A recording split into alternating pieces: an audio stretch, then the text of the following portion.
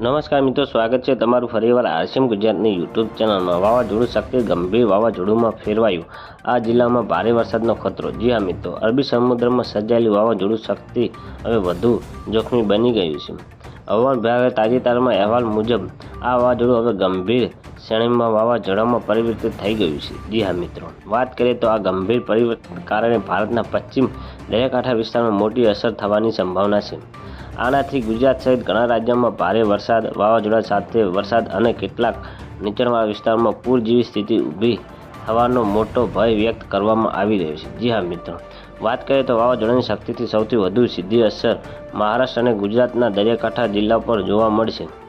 ગુજરાતના મુખ્ય જિલ્લાઓમાં જેવા કે દ્વારકા, જામનગર, સુરત વાવાઝોડાની અસરને પગલે તકેદારી રાખવાની ચેતવણી જાહેર કરવામાં આવી છે અને સ્થાનિક વહીવટી તંત્રને એલર્ટ રહેવાનું સૂચન અપાઈ રહ્યું છે। જી હા મિત્રો, વાત કરીએ તો મહારાષ્ટ્રમાં પણ ગંભીર હવામાનની આગાહીને પગલે મુંબઈ, થાણે, પાલઘર, રાયગઢ અને રત્નાગિરી અને સિંધુદુર્ગ સહિત દરિયાકાંઠાના નજીક જિલ્લાઓમાં હાઈ એલર્ટ જાહેર કરવામાં આવ્યું છે। આ ઉપરાંત તમિલનાડુ, દિલ્હી, બિહાર અને હિમાચલ પ્રદેશ જેવા રાજ્યોમાં પણ હવામાનનો મોટો પલટવારોની સંભાવના વ્યક્ત કરાઈ રહી છે।